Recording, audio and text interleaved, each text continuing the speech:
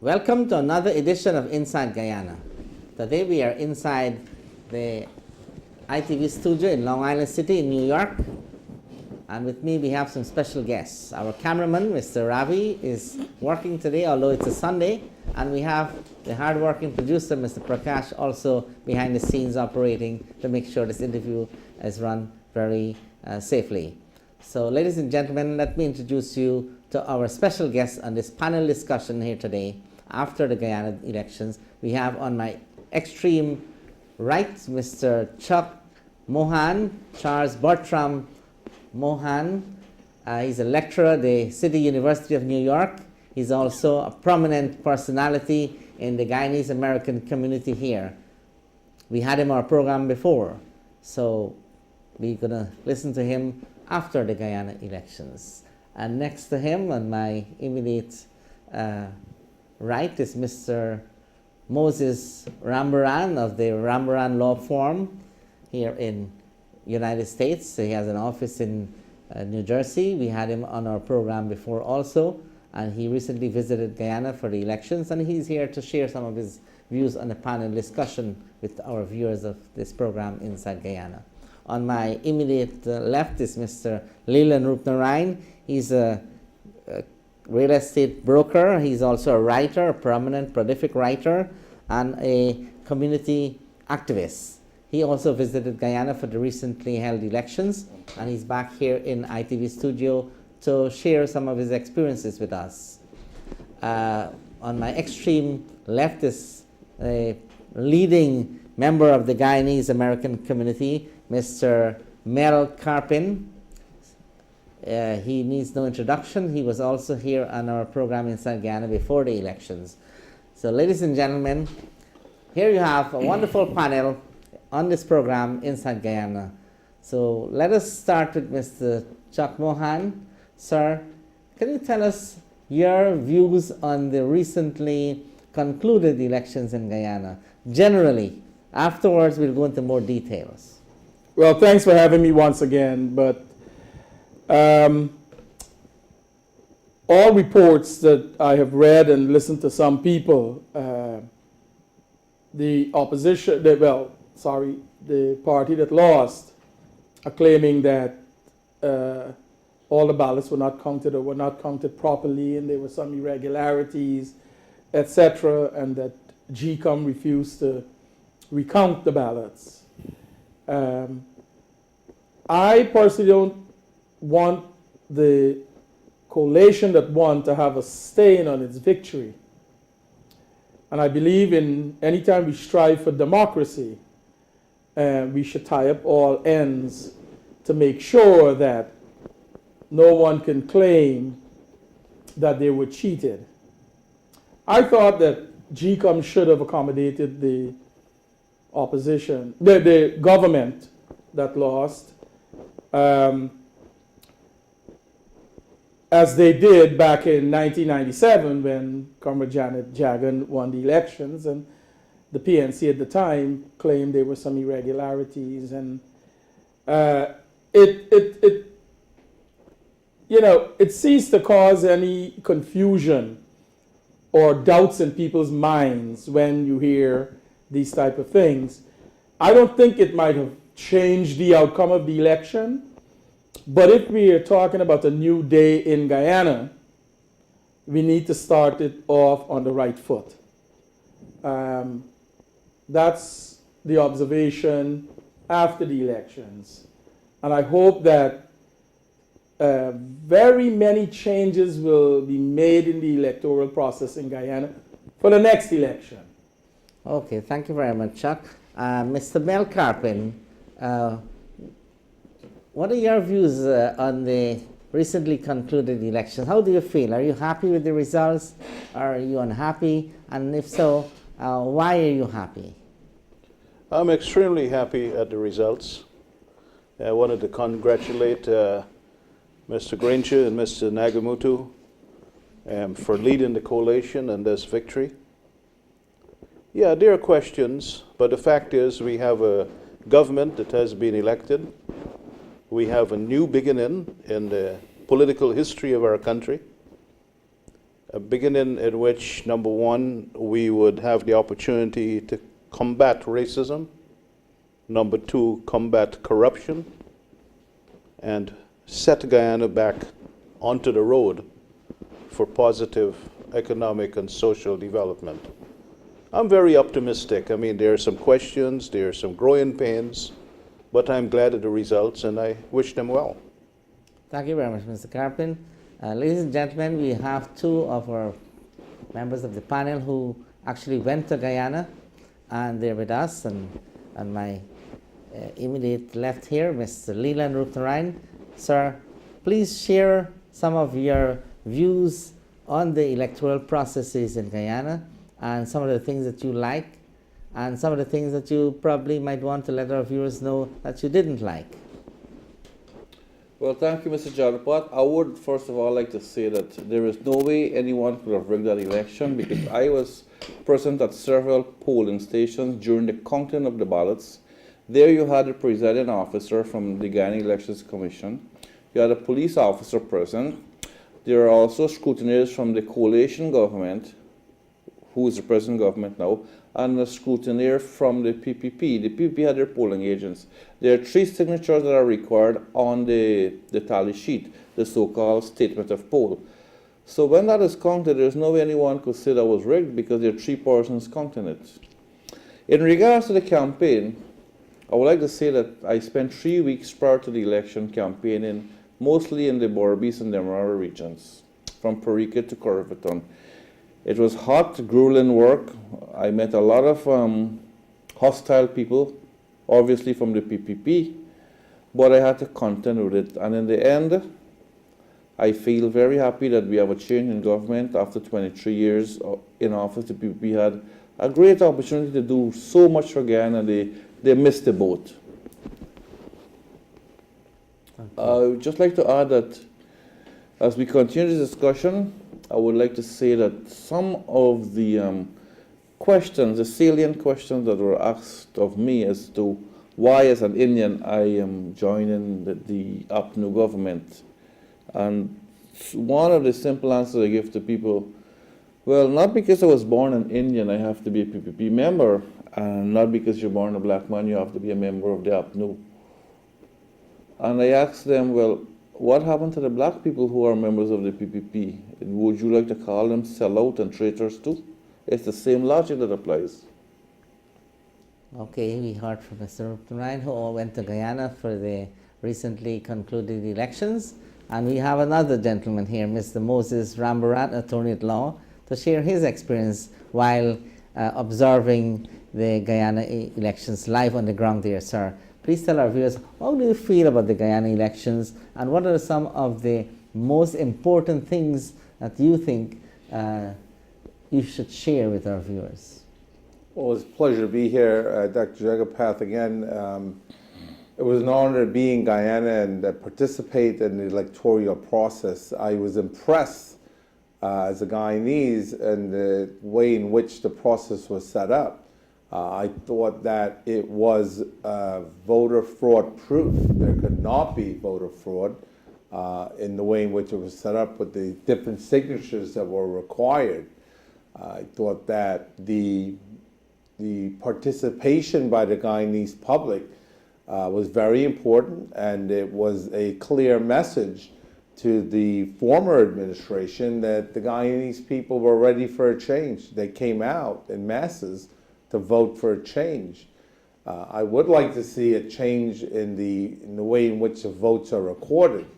Many voters know that you indicated your vote with a pencil, and that has to change, because despite the signatures and so forth, it's got to be counted out of that ballot box. And I know there are members of both parties there and observers there, but you would eliminate that very small question in one's mind that was an eraser used on my ex. Right. Well, now, excuse me. Now that we have a new government in place, and a new cabinet was recently named, I'm sure you've looked at the news. What are some of the recommendations you have for the new cabinet? What are some of the things you want to see the new government get done, let's say, in the first 100 days? Mr. Chuck Mohan. Well, you know, Rudy, I am not, I don't usually listen to David Hines, a commentator, political commentator, but he just wrote an article, and he says, I sympathize with the president, but the new cabinet resembles a thrown together group of individuals rather than a team. We have 20 ministries and 25 ministers. I think it's 15 ministries and 26 ministers. Okay, so you added something. But the fact is that we need to look at America. The United States of America has 15 cabinet ministries for a population of 314 million people. Jamaica has 15.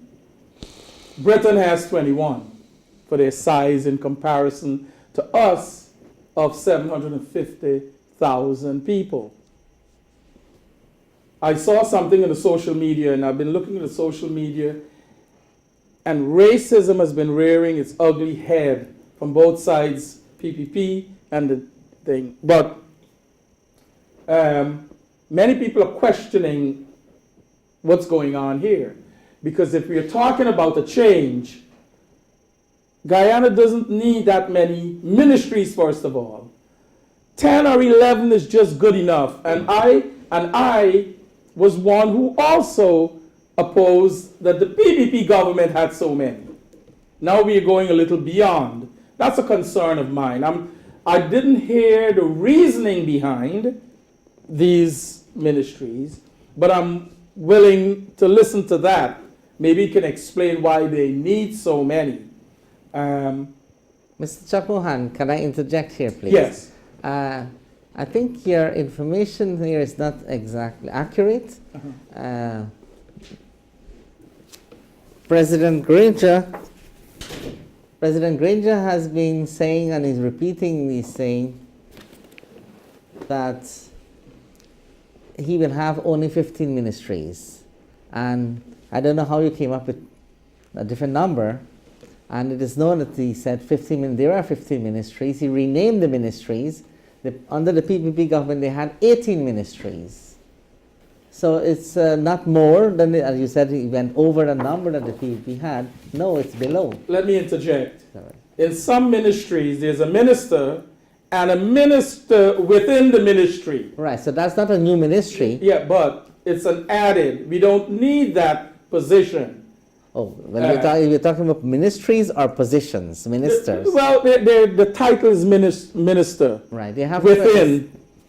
They have 26 ministers, as far as I understand. And that's what I 26. said. And Okay. Mr. Granger explained this when he was asked by the media recently. He said only 2 of the ministers of the new government have experience as ministers. That is Mr. Carl Greenwich, Minister of Foreign Affairs, and Mr. Moses Nagamutu, the Prime Minister.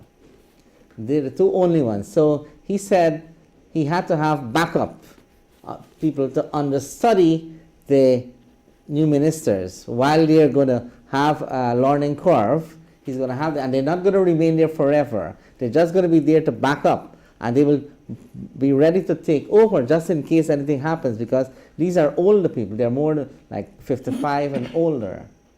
And this was his explanation, just for clarification purposes. Well, it goes to show then that what Mr. Hines wrote, but the new cabinet, and I quote, but the new cabinet resembles a thrown together group of individuals. Well, thrown or put together is, you know.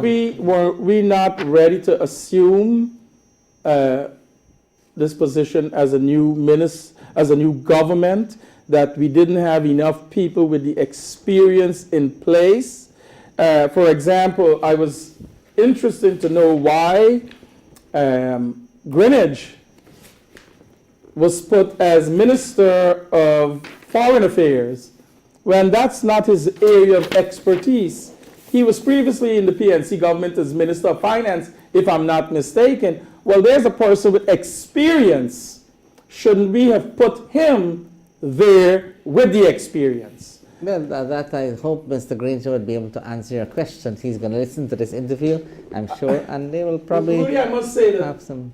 some of the questions I'm asking here are questions that individuals who I speak with frequently, both PPP supporters, both supporters of AFC and APNU and so on, we are raising these questions. It's not an attack, but we need some clarification as to where we are heading, because some people are saying that there's a replacement, not a change, when we see certain things that are happening.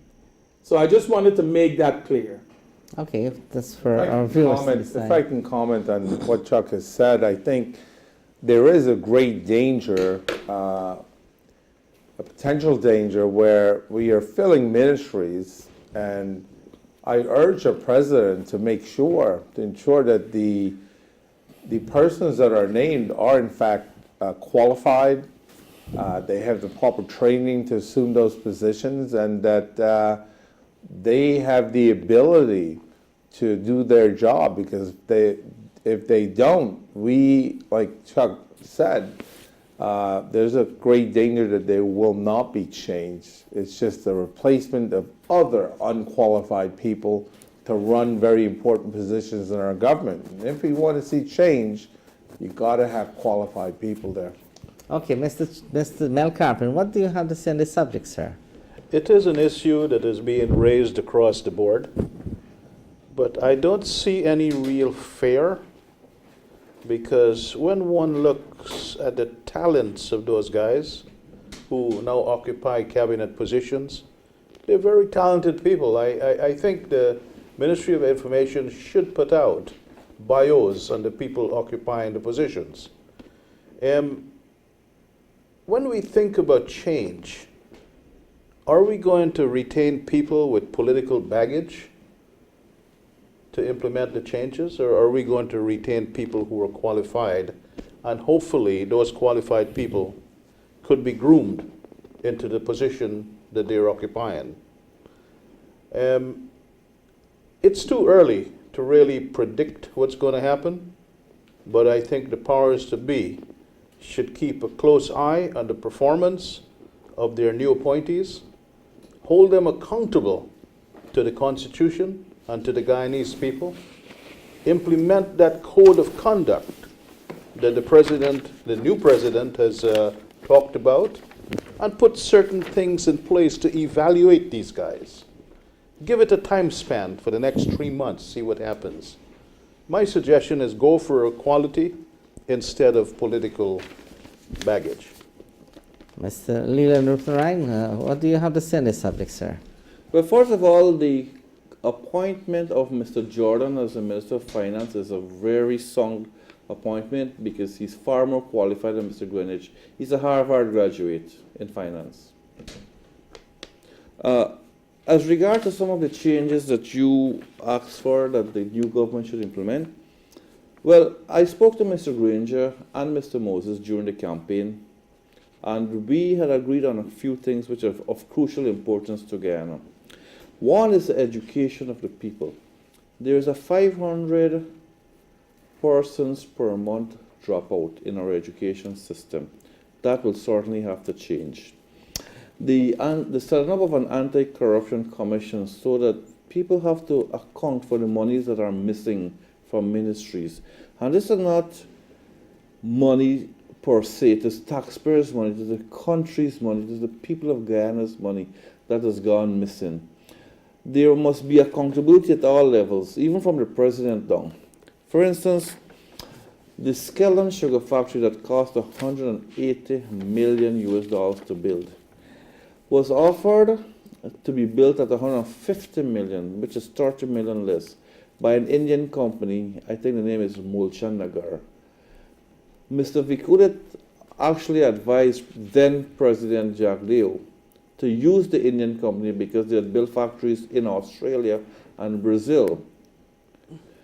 Mr. Vikulit was fired because of that. So a Chinese company built it, And we know the rest is history. The company never built a sugar factory before. And when, upon investigation, it was found that the factory was actually a corn syrup extraction factory. So the South African company that was called in to repair the factory says, you can't repair this. You have to do a lot of changes in the factory. Other changes will include the allocation of the country's natural resources. For instance, under Mr. Ramutar, a Chinese logging company, Baishanlin, got 3.5 million acres of forest for logging. They take out 1,000 logs every week out of Guyana. And one Rambarran who cuts a tree down is facing jail. There's something wrong with the logic here. Guyana's resources does not belong to Mr. Ramutar nor Mr. Nagamutu or anyone. It belongs to the people of Guyana. Those are contracts that have to be revised. Guyana is a country that has more rum shops more than schools. If you visit an area like Horstel in Percy, you will find 5 schools and 15 rum shops. These are things that have to be addressed at a very serious level, because this is a social level that translates into a national level. As the saying goes, if you want to build a country, you have to build a community. And to build a community, you need to build a family. We find alcohol being sold to minors in Guyana as a very rampant and widespread phenomenon. All these things have to change. Local government elections have to come because people need to take control of their local communities. No longer will the central government be in charge of doing something that's 1,000 miles away when you have people right there who know what their actual problems are rather than go all the way to Georgetown. The establishment of simple things like a hospital on the Western Roar in various regions, places where you can go and get a board certificate, a passport, and a driver's license. Nothing has to be centered in Georgetown. This is a type of decentralization that will save tremendous time for people, because people spend lots of money and lots of hours just going to Georgetown, and maybe they are told come back tomorrow. Another aspect of Guyana that needs significant addressing is the sugar and the rice industry.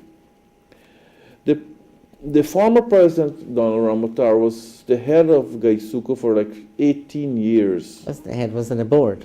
He was the head of the board, and look at the state of sugar today. Look at the state of rice today. Rice, the farmers are getting $3,000 a bag per paddy, which is below the cost of production. This rice is sold to Venezuela under the Petro-Carib deal. That was, that was the brainchild of former President Jack Dale, for $9,000 a bag. Where does $6,000 go?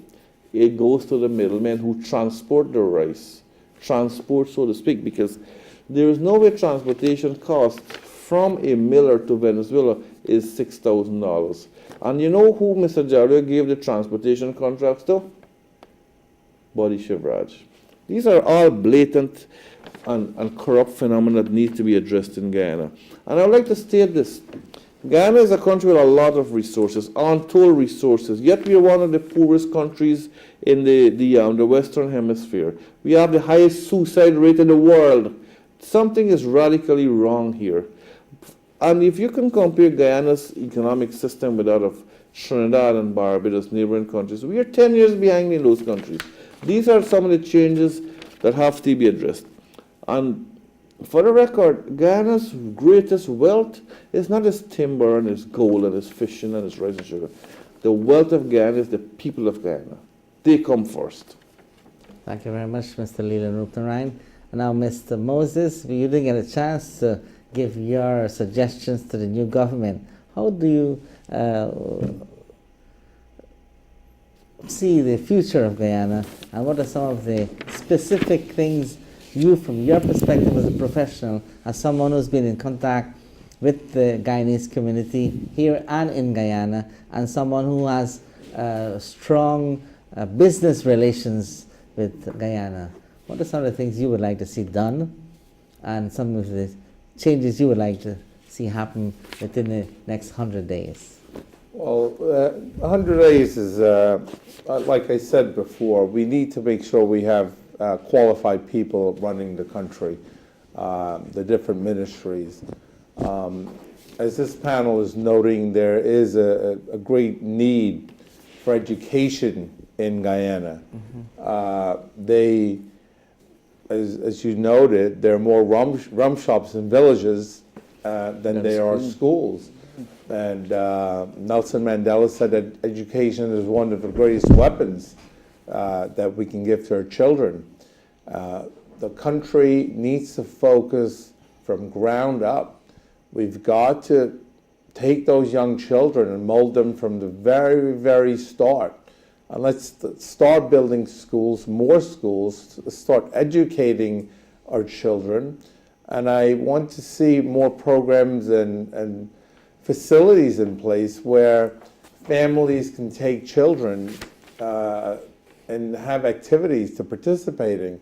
One of the most heartbreaking things I see in Ghana, visiting there often, is children are constantly playing on the sides of streets, main roads, and how many of them are killed each year? Why take the money, as in the past, with all the nepotism and all of that? Let's put it back into the people. There's been great development in Guyana. I want to see the development to continue. The infrastructure, I think you mentioned that we are perhaps 10 years behind other Caribbean countries.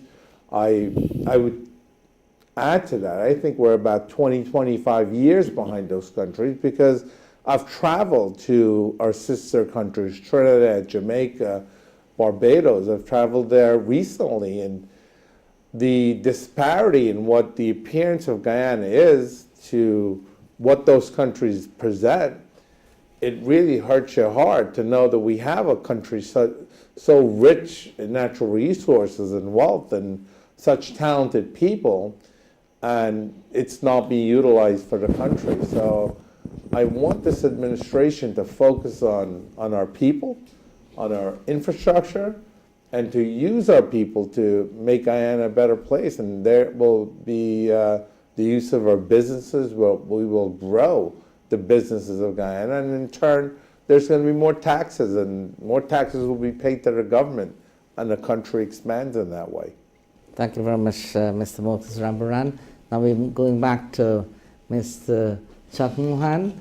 Sir, I think the new government, or any new government for that matter, would be very grateful for suggestions and recommendations from people like yourself with such expertise as international relations, as people who have lived in the greatest democracies, the United States of America. The great economy here is flourishing. You have a wide range of expertise and advice I'm sure you'd want to share with them. And I want to believe that the new government might be inclined to listen to some of the things you have to say. Mr. Chuck Mohan, please, how would you, let's say you're president of Guyana, what would you be doing right now?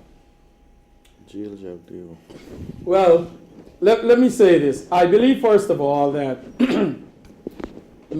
President Granger, Prime Minister Nagamutu, Comrade Rambarran, and some others, Vice President,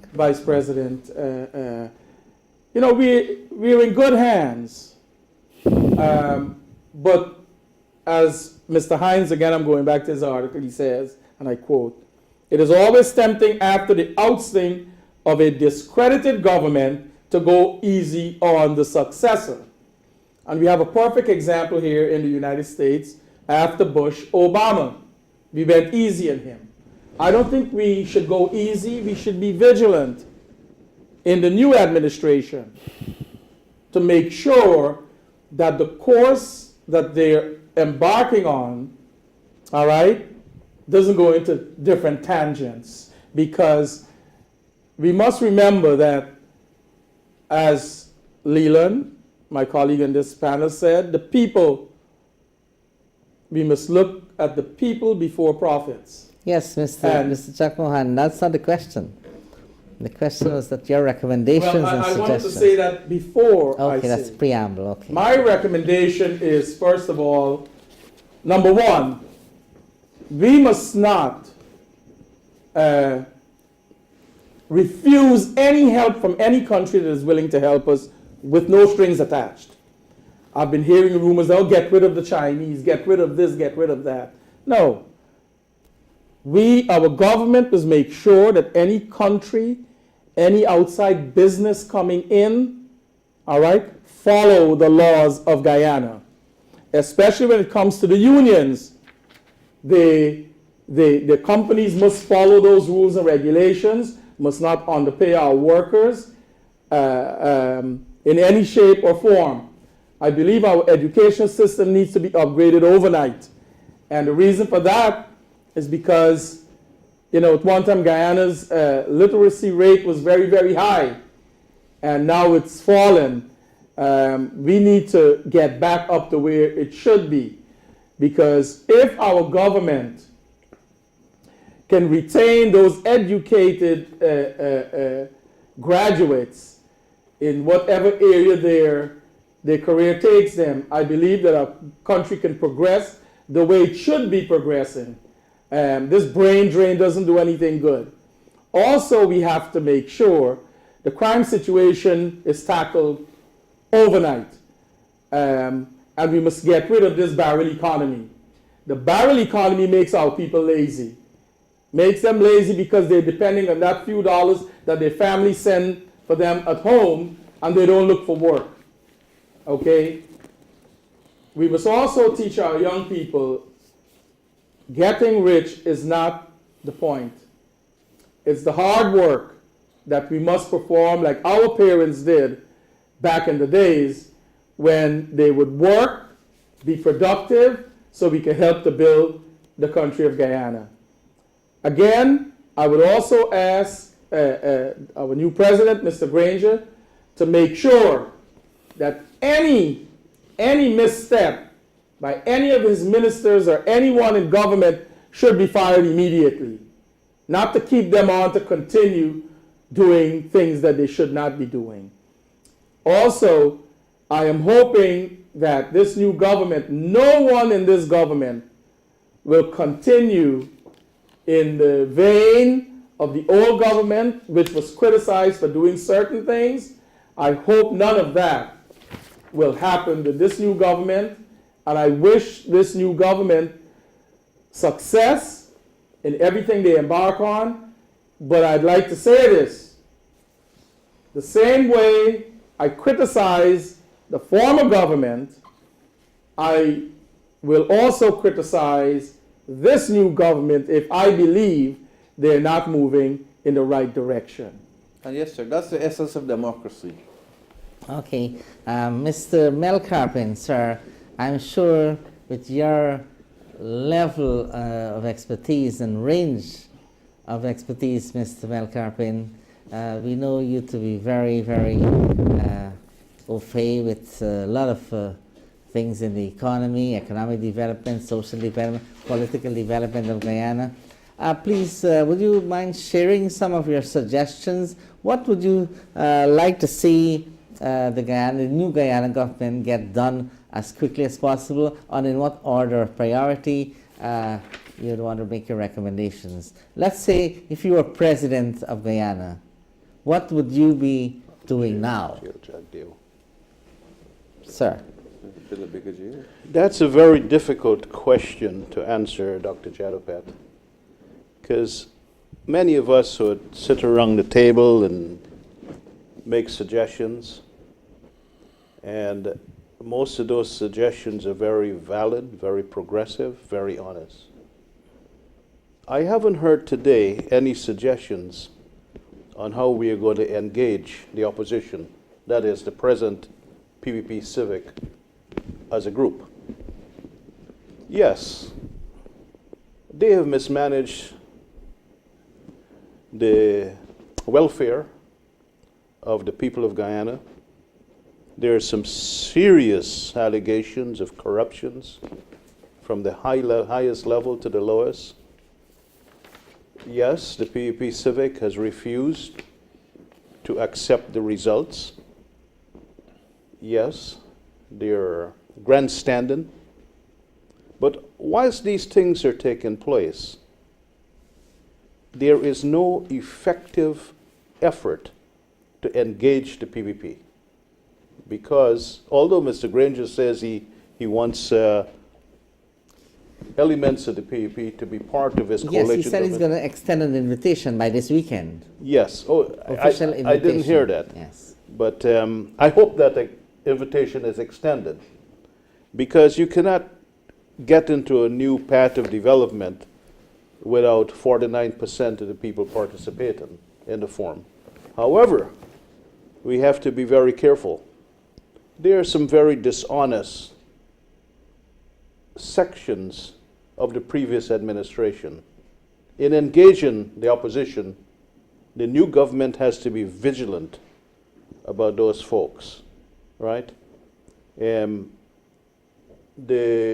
various organizations or the various government departments that are responsible for the investigations of certain contracts, for the investigation of certain types of agreements that were made, especially immediately before the last elections, all of those contracts should be reviewed. Secondly, I'd like to see committees making up of members, Guyanese of all spectrum of the Guyanese political scene, PPP, APNU, AFC, and members of the civil society, to get involved in these boards. Like right now, certain boards are all packed with members who were appointed by the previous administration. These boards must reflect a cross-section of the Guyanese population, irrespective of politics, class, and creed. I'd like to see APNU, AFC, hold dear to their plans for local government elections, something that has been denied the Guyanese people. The last local government election was in 1994. Incidentally, Moses Nagamutu was Minister of Local Government in those days, and he did an excellent job in carrying out those elections. There were no questions. I'd like to see that happen within the next 100 days.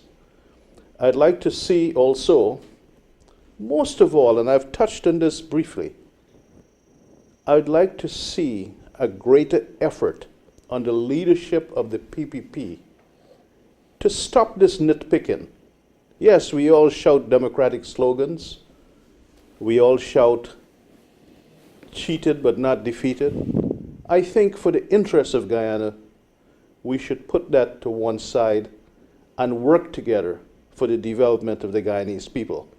Within the next 5 years, the PPP should be in a position to show that they're genuine patriots.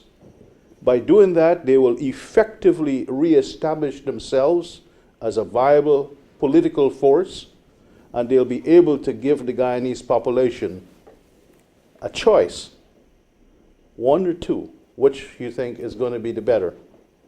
Those are just my brief input. I'm speaking from a perspective, I'm not up to date the past 2 weeks on what's happening. I'm relying on the press. The press is still controlled by the appointees of Jagdeo and Ramatar, so I don't trust the Guyanese press. No, I think definitely you have not been keeping in touch with what is taking place in Guyana. It's not the case anymore. There are no more of the past administration appointees on the media there, leading the media, Yeah. and the new administration gives specific instruction to the media, Yes. especially the Chronicle, the Guyana government-owned media sources, that they must have a balanced reporting. The At instructions all went levels. out. The instructions it must went take care out. but of the opposition, of the PPP, and all, it must not be biased. The instructions So went all out, Rudy. Yes, all It went have out, the- but it No, hasn't been happening. No, it is. If you read the newspaper, the Chronicle now, you'll be surprised to see PPP criticism in the Chronicle, published by this new administration. That's good to know. Yes, so there's lots of changes actually, and I think you'll be surprised to learn about them in the near future. The happenings of the past few years of, I'm in tune of not reading the Chronicle. I think you'll be happy to read it now because you're going to read both sides. I listened to your recommendations just now. I asked for recommendations to the new administration, Yeah. but you went on to give recommendations also to the the outgoing administration, which is very good and commendable. So I want to thank you for that, Mr. Mel Carpen. The government would not succeed if they don't effectively harness the resources of the PPP. It wouldn't succeed. Okay, we got your views. Mr. Leyland Roopnarine, I see you have some more recommendations and things you would like to see the new government get done. So can you share that with us, please?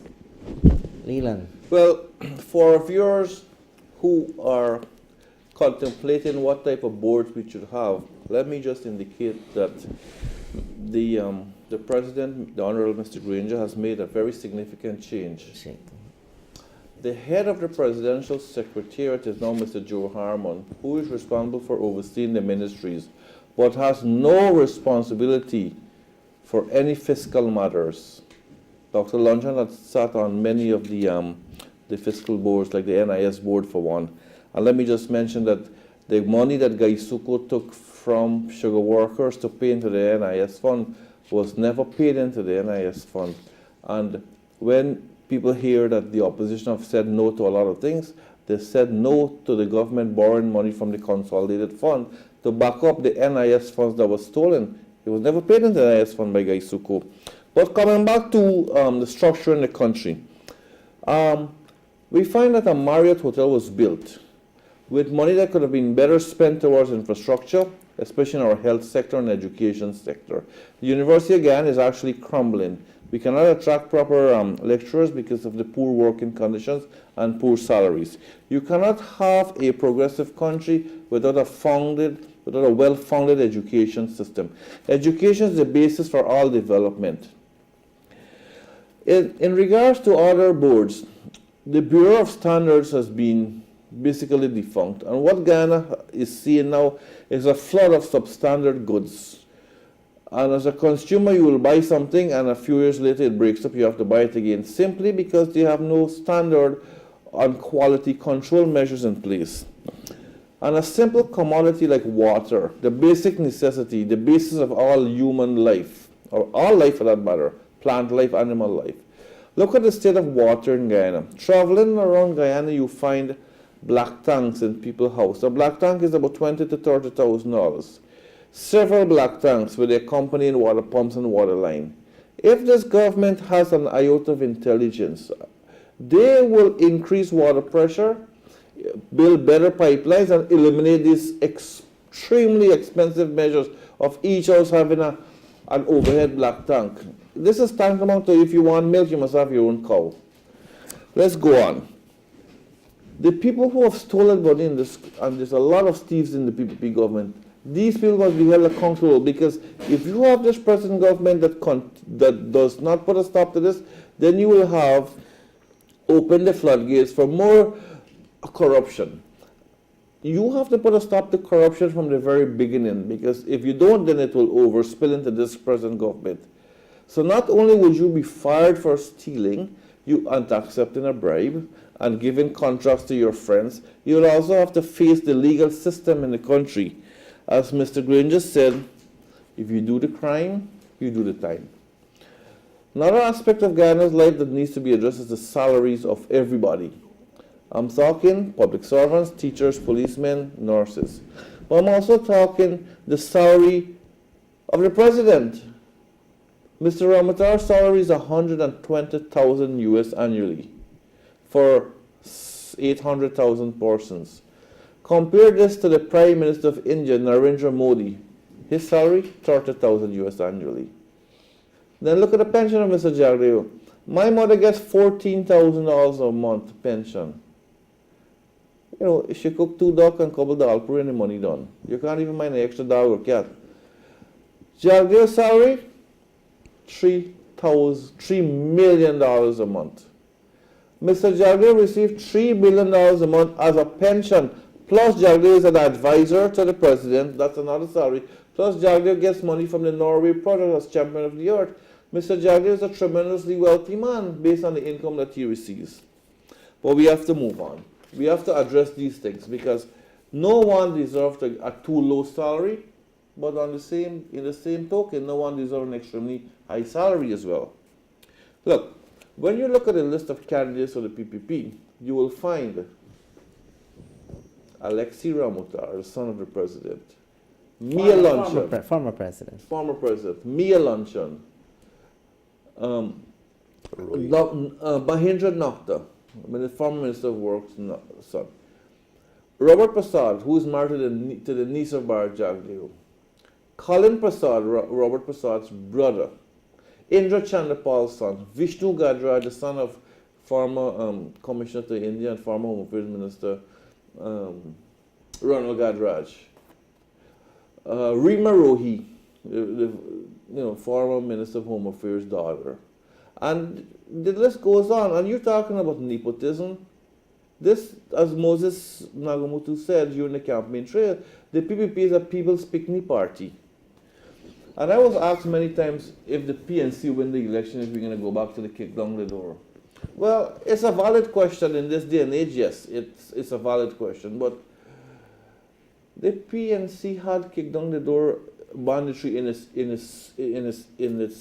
era of government, and that was a very despicable, sorry state of affairs in Guyana's community. It's regrettable, it's a stinking part of Guyana's past, but let's go forward. When we drive, we don't look into the rear view, we just glance at it. We don't forget it, we just glance at it. Let's go forward, let's look through the front glass. The PPP government did not have to kick down any door. They had the keys to the treasury. They could take whatever they want. These things spent $4 billion of taxpayers' money without parliamentary approval. The Marriott Hotel was built without parliamentary approval. That's a $65 million US project. By Shanlin got 3.5 million acres of land for logging without parliamentary approval. The list is on and on. Alexei Ramutar got $30 million to bring a fiber optic cable from Brazil to Guyana. The cable? Where's the cable? $30 million gone down the drain. Now, the PP government has earmarked another $10 million to revamp the project. The project is a total failure. Ramutar's daughter sits on the Guyana Gold Board. Sam Hines' son, who was found guilty of assault, you know what happened? They fired the magistrate, Geeta Chandan. Elizabeth Harper's son was given money from an investor in Canada and in the United States to dredge for gold. They had invested money in the gold mining industry. It so happens that the son of the prime ministerial candidate of the PPP fraudulently converted this money. He is facing $700 million lawsuit in the courts of Guyana. We cannot run a country with such criminals. This is like an unacceptable fact, but it goes further than this. It shows the hegemonic control that the PPP have over the judiciary and the civil service and the public service. This government is not a government of APNO and AFC. It's not a retaliatory government against the PPP. It's a government for Guyana to see Guyana forward. And Mr. Granger has said it very clearly. And I said it earlier, if you do the crime, you do the time. So those are your recommendations? You want all these things to be changed? These are all part of the manifesto of the coalition government. And these are very simple issues. Within the first 100 days, it is not impossible to give someone a 10% increase in salary. It is not impossible to arrange a date for local government elections. It is not impossible to clean up Georgetown. Georgetown, that was once called the Garden City, you can call it a garbage city. And if we remember our school days when we talk about the hanging gardens of Babylon, well, we have hanging gardens. Just visit City Hall and see the vines that hang down on the gutters of City Hall. Guyana is a tragedy that has to be changed. We all love our country, but what we don't love is the people who have destroyed this country. This country doesn't belong to the PPP, and it doesn't belong to APNU. It belongs to the people of Guyana. If I may interject something based on what Leyland just said. Mr. Chuck Mohan, please go right ahead. The state of Georgetown, while the government may be at fault, let's blame the mayor of the city of Georgetown for the state that it's in. Let's not blame everything on the former government. Because if something is the vines are hanging down City Hall, Hamilton Green is at City Hall nearly every day to his office. Am I correct? He's the mayor of. He's the mayor. So we can't, let's be fair about it. The garbage in City Hall was also the failure of the town council and the mayor to do what they were supposed to do. And we must say that. Well, let me add. Can I You have a very valid point. But whilst you may blame the mayor for stealing the milk, you have to blame the people for stealing the cow. They should have held local government elections 15 years ago. All right, let us Totally agree with you. let us move on here. We have a legal person here, Mr. Moses Rambarran, and I would like, before you say what you intend to say or you wanted to say, I would like to put this to you, arising out of the discussion we just heard. City Hall has a mayor, of Georgetown has a mayor there, right? Hamilton Green. And you have the government. Now, one has to supersede the other in an administrative structure of the country. You have the presidency and the government, and you have City Hall, which is supposed to be smaller. So one has to give instructions to the other.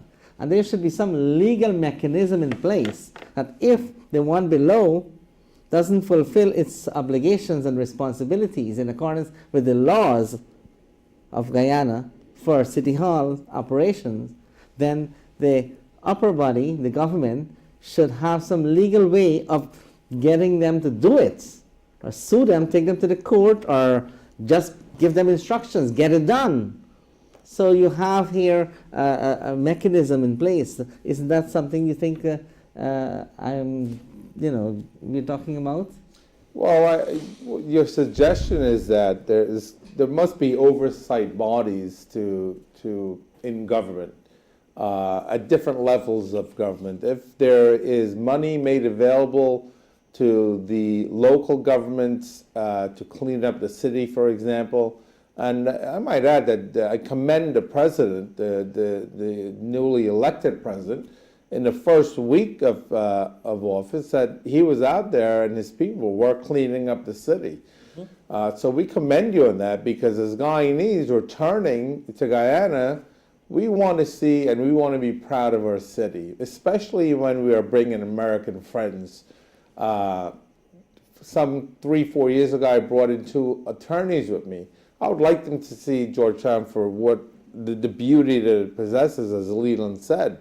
We were a country, a garden city, and it's really, truly now a garbage city where there's garbage strewn at various, invariable, everywhere there's garbage, and that's just a sad thing. So there has to be a structure implemented in this government to oversee local government, to ensure that local government is meeting their obligations. And if they're not, then action needs to be taken. So there's some legal activities there which become necessary. Sure, the hierarchy of government must then take legal action to either enforce the rules that the local government must follow, or if that local government official is not following the rules, then we have to take action to change that. There has to be sanctions. Absolutely correct. So let us move on to what you earlier wanted to offer the panel discussion here today. You were about to say something when I interjected. Well, I wanted to commend the president on starting the cleanup of Georgetown. I think that's one of the high priorities. I don't know of a major city in the modernized world that doesn't have a garbage collection system, a sanitation system. Why don't we have that in Guyana, or a public transportation system? The members of the panel have offered all needed reforms and changes, and one of them is to make our roadways safe as well. You've got the minibus drivers, and it's almost chaotic to be on the roadways of Guyana. We need to have laws, and we need to have law-abiding citizens, and it goes back further to building the infrastructure to Guyana to accommodate the population and the population with cars, and that needs to be addressed. Thank you very much. Well, gentlemen, we are coming towards the end of our interview, and you all will, each of you would have an opportunity now to just address the ITV viewers, tell them the Guyana government, I'm sure, will be listening to this program. So please tell our viewers your recommendations, your views, your observations, and desires, starting with Mr. Chuck Mohan on my extreme right.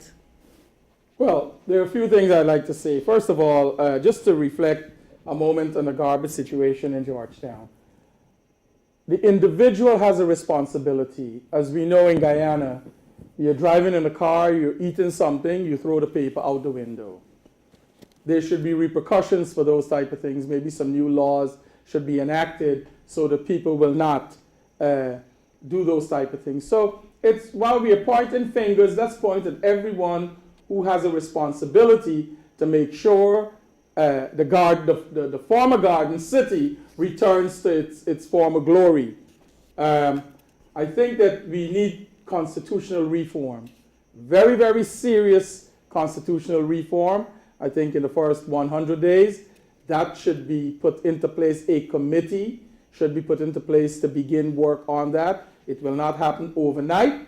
And everyone in Guyana, civil society, the political parties, the unions, etc., should all be involved in that process. I think that the minibus situation in Guyana is terrible. Guyana need now to build back a transportation system. We need to have buses running on regular schedules in different parts of the country. What we could do is those same drivers of the minibuses, put them into a training program, because safety comes first, and make sure that we give those drivers the opportunity to drive those new buses or whatever type of transportation that can be developed. We don't have that. We need to tackle crime immediately. And when I say crime, crime at all levels, whether you're a man who is a choke and rob or the person at the top who's stealing from the people. We need to look very carefully, because there was some opposition to the proposal for the new airport. There was no transparency, and I'm hoping that the transparency will come through this new government. But we do need a new, updated, modern airport, that if we're about to embark on real tourism for Guyana, we need to have those facilities in place. We need to also deal with the electricity problem, the hydropower. It needs to be taken care of almost immediately also. We cannot have blackouts every few hours. Business people are losing their business as a result of that. And this has been going on for many, many years. And so I wish that I know it's a lot of things that need to be changed. We can't see everything overnight, but I'm hoping that the new government has the will to look into these matters and to make sure they implement those things that I've been talking about. I wish the new president and his administration lots of success, and for the Guyanese people to benefit most of all. Thank you. Okay, Mr. Moses Rambarran, sir, your final word and advice to the new government and the people of Guyana. Please tell them how you feel and what you would like to see happen from now on. Well, I congratulate the new administration, President Granger, Prime Minister Nagamutu, on the change that our country is about to embark upon.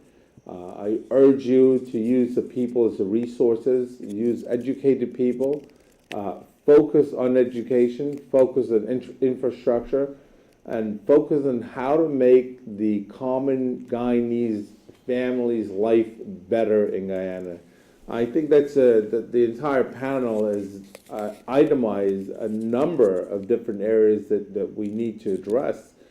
So I urge you to listen to panels like this and even utilize the resources of our people. Our Guyanese people are highly educated. Those that had the opportunity to go abroad and study and are willing to return to Guyana, welcome those people back and have them participate in government. And it's all for the common good to make a more beautiful Guyana, which we deserve. Thank you very much, Mr. Moses Rambarran. And now we move on to our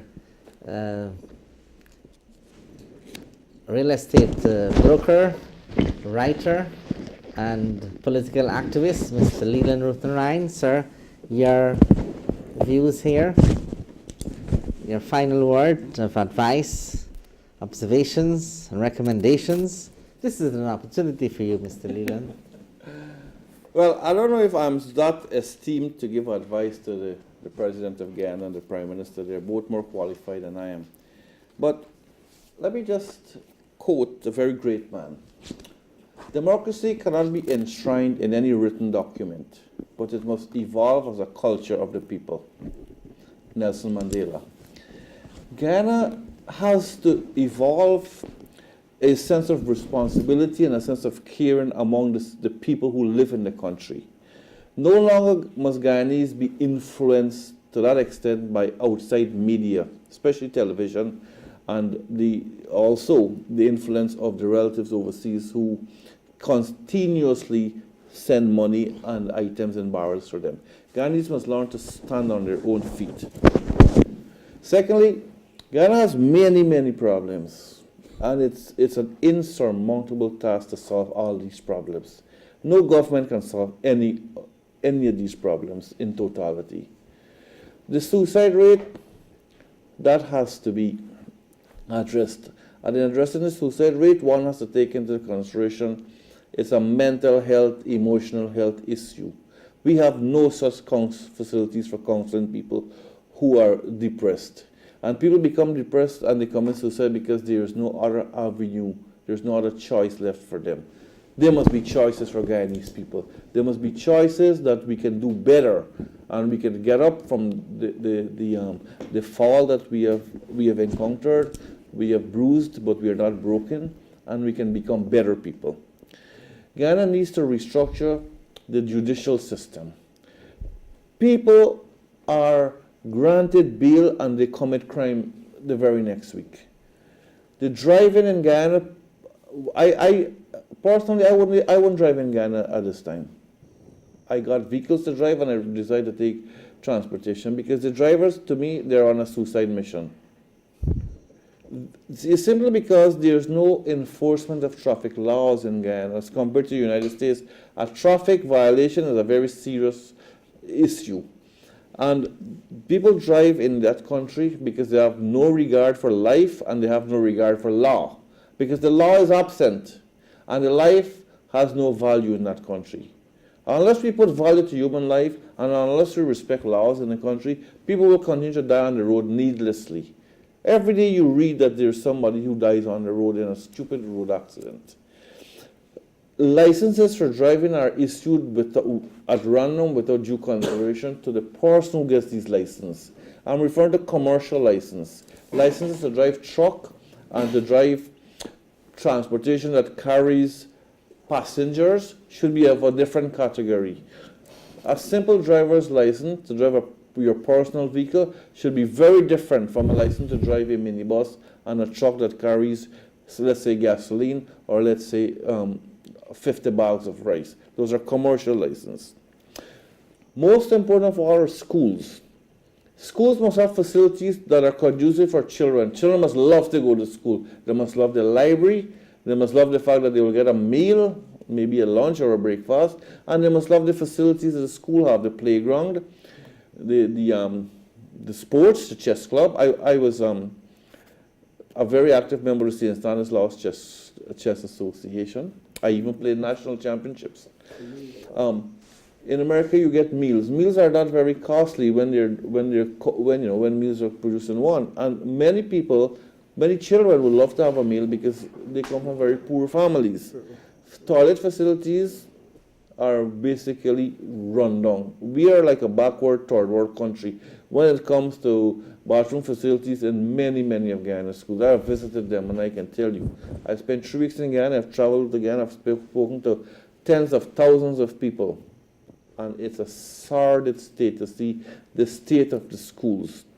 And on the question of asking the PPP to come into the government, it's easier said than done, because Mr. Granger was asked if you will incorporate the PPP into your government. His answer was yes, but can you tell me which ministry I can work with? And the reporter from Kaitier News said, well, the Ministry of Education. And his reply was, have you ever gone to the interior and looked at a school? It's nothing more than a shock that children have to study. There are not even benches and desks for them to write on. What would I do with someone like Priya Manichan? Which ministry can I work with? The rice is in chaos, sugar is in chaos, so I will eliminate agriculture. Judiciary is a total problem. Crime is so high in Guyana, I don't even want to hear the Minister of Home Affairs, whose main qualification is go to bite me. So Guyana has a long road to go.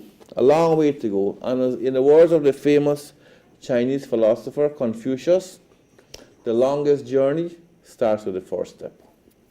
Thank you very much, Mr. Leyland Roopnarine. And now we have Mr. Mel Carpen, sir.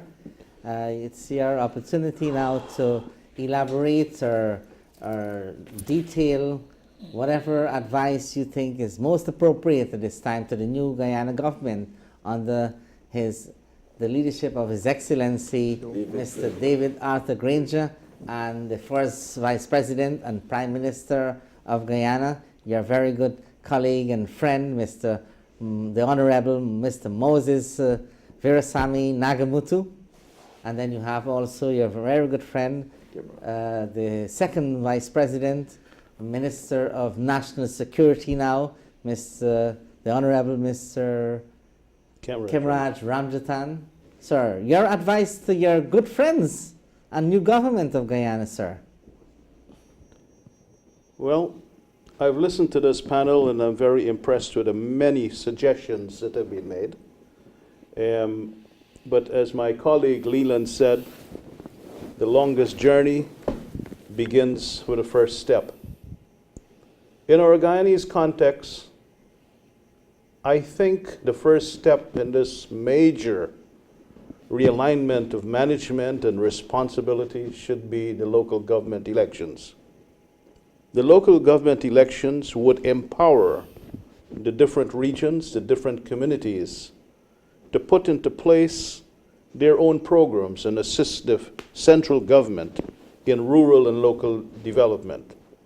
The central government, no matter who it is, would not be able to carry out all of the major works that need to be done at a regional level without the meaningful engagement of the regional councils.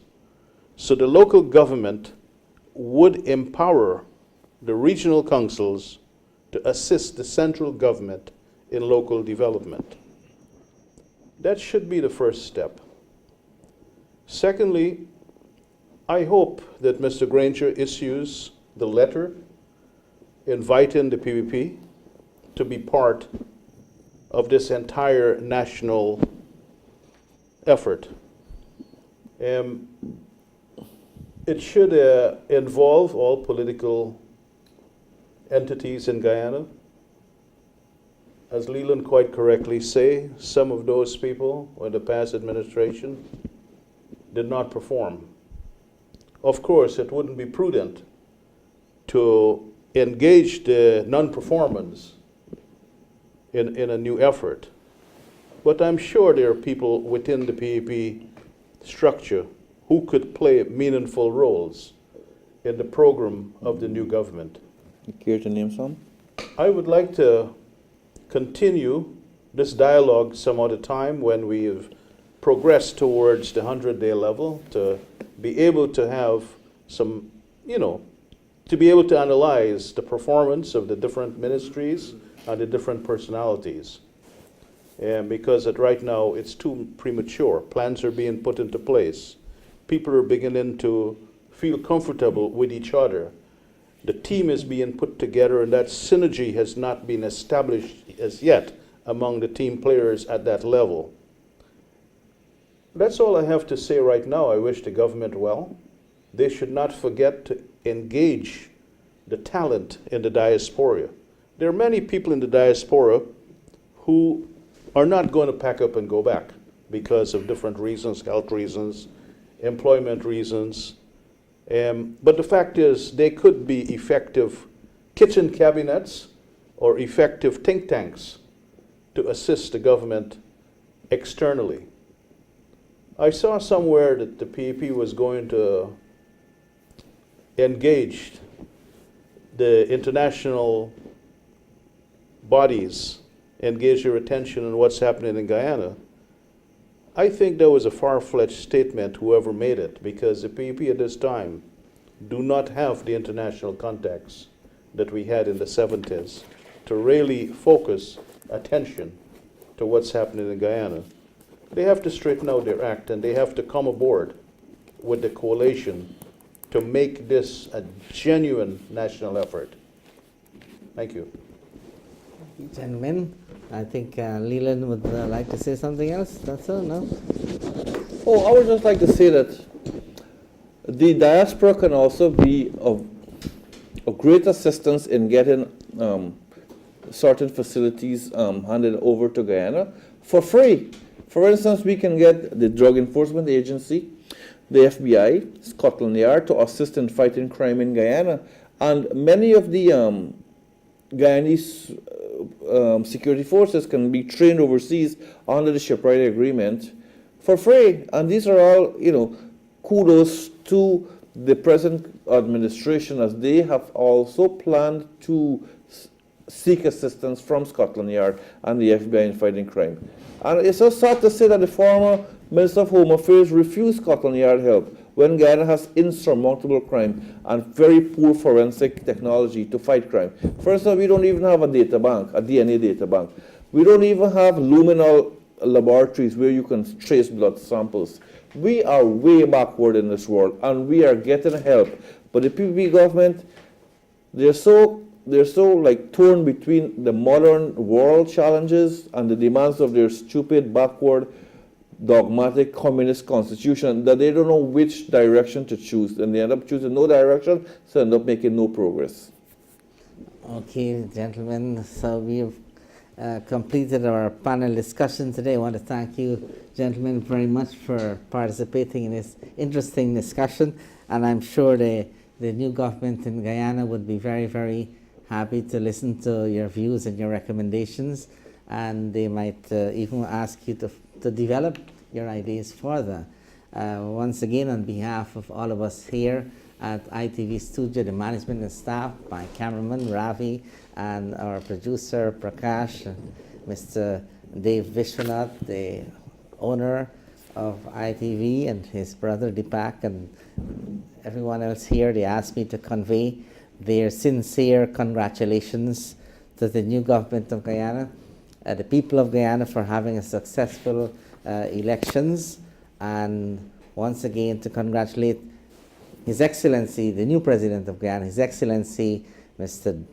David Arthur Granger, and the two Vice Presidents we know of so far, the Honorable Mr. Moses Nagamootoo, who's also the Prime Minister, and the second Vice President, Mr.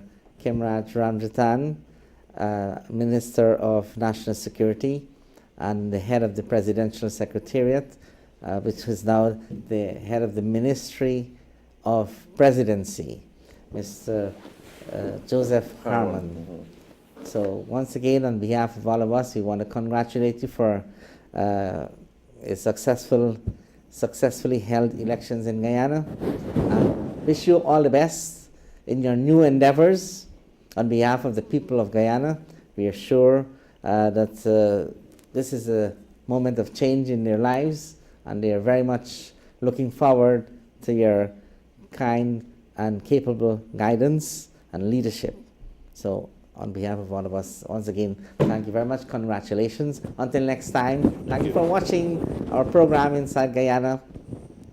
Yours truly, Dr. Rudy Jadoopat.